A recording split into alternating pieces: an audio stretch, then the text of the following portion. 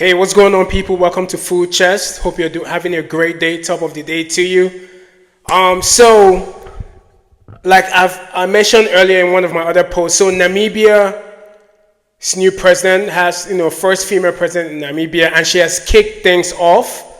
She's not looking back. That's why, African women leaders, they always move the envelope. They always have an impact immediately. So one of the things she has done is that she's announced that starting from next year, there's going to be free university education in the country, which is great, right? It's awesome. But, she follows a line. And I think one of the things that fueled this is there was an ongoing protest that started in South Africa, which had the hashtag of fees must fall. It was called the Fees Must Fall protest. So that protest has birthed this new scheme in Namibia of reduced education or reduced fees, or in fact no fees at all for university education, which some people in Namibia indicate that, well, how is this going to happen and what is the impact going to be, right? But this is not new in Africa, right? And this is one of the things a lot of people don't understand about the continent of Africa. Like, Africa is steps ahead of most Western countries when it comes to different policies and things. It's just that it's not announced and it's not highlighted as much. So other countries in Africa, of course, have free education, secondary education scheme, even not secondary, but university, starting from secondary in some. But I'm going to focus on university education.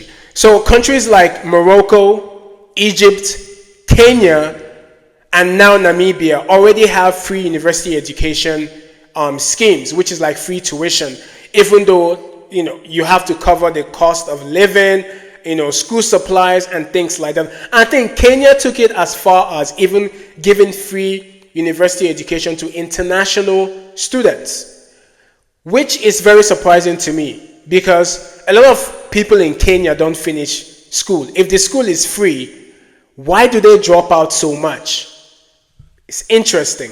But again, countries in Africa do have free secondary school education. Botswana also has it. However, I think in Botswana, it's heavily subsidized by the government. So it's not entirely free. However, it is subsidized.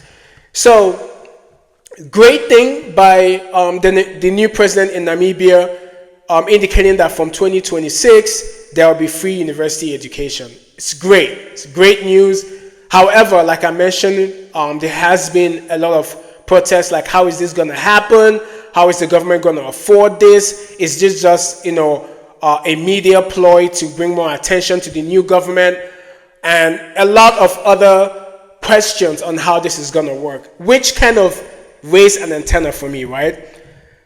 I think free university education is good. It's one thing. But one of my concerns whenever I hear about free education, it's the quality of the education, capacity issue, the additional cost for parents and families, and also the sustainability of the free education.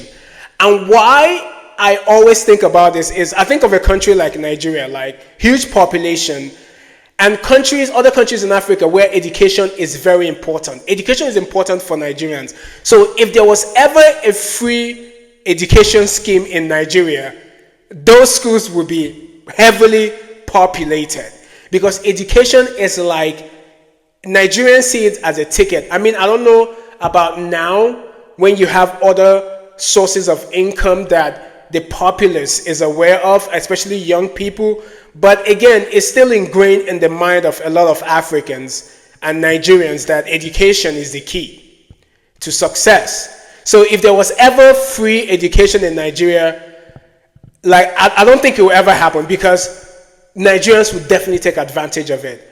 That is why when other African countries announce free university education, I'm always curious to know how they're going to sustain it, which is what raises my questions. One is the quality of education. Now, if you're Namibian And if you're in one of those African countries that has a free education scheme, I'll definitely like to know what your take is on it, right?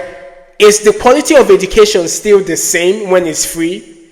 Do students actually take it seriously? Now, like free education policies, they often, have to be accompanied by efforts to improve the quality of teaching and learning. So, including teacher training. I know in Nigeria, teacher training colleges was a huge thing back in the days for like most people. That is how that was their ticket. So they go to teacher training schools and they become teachers. So do government that have free university education scheme, do they put the same amount of, resources in quality in the training of the teachers and making sure the education is of quality? That's one of my concerns. Now, capacity issues, right? When you have free education, you're going to have a lot of people come to school. How do they, handle the capacity of students? Because I know some African countries are going to struggle with providing adequate infrastructure, which is important, facilities to accommodate the amount of students that are going to be there. So because there's going to be a heavy influx of students because of free education. How is this the case in countries like Egypt, Morocco, and Kenya? Botswana, a little bit. Now Namibia. How is Namibia going to do this? Another thing is additional costs. Of course, yes. Now this one is a minor thing, right? Because, if the government is offering free education, we believe that, families should be able to handle some of the additional costs, which is the cost of living on campus, cost of textbooks, and other things, lab fees and all those kind of things. But one of the most important things I think about is the financial sustainability of a free educational scheme in Africa. Because it's not done in the West. Like in a country like America, like I think like you can get financial aid, but most public schools are not free. Because of, I can't fathom how you're going to financially sustain those kind of schemes. Because providing free education, especially at secondary and higher education level, can place a significant strain on governments, right? Especially in countries with limited resources, which is the case in most African countries. So these are like my questions when I hear about free educational scheme.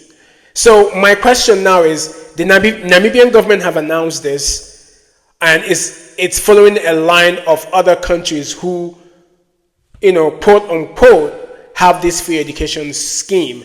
But how is it going to be financially sustained? How is the quality of education going to be? How are they going to handle capacity issues? Those are my questions. If you're from Namibia, is this something that the new government is talking about? Do you guys believe that this is going to be successful, or is this just a media stunt or a way to kind of, ravel up the people when it comes to the new government? So I'm curious to know, man. And what do you guys think? Other like students in countries where this is already the status quo, how is it going? Is it great? Or do these concerns really become a heavy burden on the government in terms of sustaining this scheme? So let me know what you guys think. Once again, this is Full Chess, bringing you some things from the continent, thought-provoking conversations. And again, if you haven't done so already, kindly subscribe to the channel. Till next time, peace and love.